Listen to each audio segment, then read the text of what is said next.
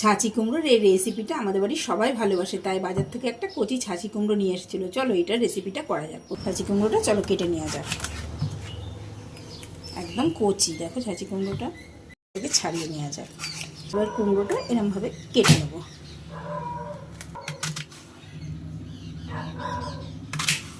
চাল কুমড়োগুলো একটু মোটা মোটা করে কেটে নিতে হবে, একটু হালকা করে চিড়ে নিলাম।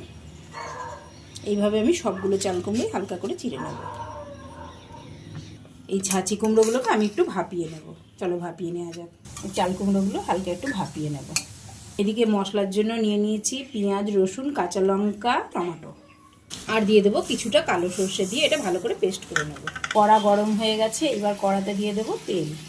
এদিকে আমার ছাঁচি কুমড়োটা ভাপানো হয়ে গেছে। কড়াতে দিয়ে দেবো কিছুটা চিংড়ি মাছ গোটা আর কিছুটা চিংড়ি মাছ বাটা দিয়ে ভালো করে ভেজে নেব। ভালো করে ভেজে নেব। এর মধ্যে দিয়ে দেবো নুন আর দিয়ে দেবো কিছুটা হলুদ দিয়ে এটাকে একটু নাড়াচাড়া করে নেব।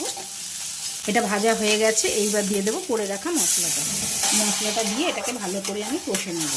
যতক্ষণ না এটা থেকে তেল ছাড়ে ততক্ষণ এটা আমি কষবো। এটাকে পুরটা খুব ভালোভাবে টেনে গেছে, এইবার আমি এটাকে নামিয়ে নেব।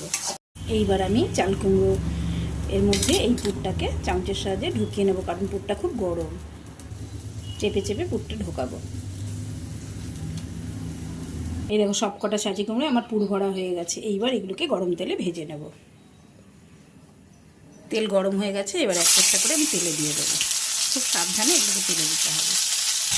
একটু ভাজা হয়ে গেছে। এই দেখো ফ্রেন্ডস, তৈরি আমার গরম গরম পুর ভরা ছাঁচি কুমড়ো। এটা গরম ভাতে অসাধারণ লাগে। এইভাবে ট্রাই করো, আশা করি তোমাদের খুব ভালো লাগবে।